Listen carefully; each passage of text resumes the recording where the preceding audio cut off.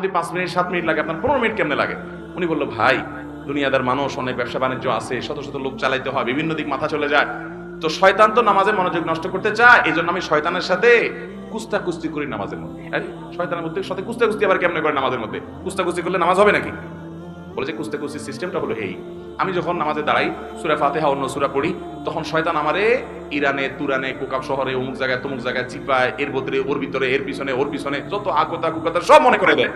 তখন আমি কুলে উঠতে পারি না, আল্লাহর কথা স্মরণ আসে না। আমিও তেড়ামি করি।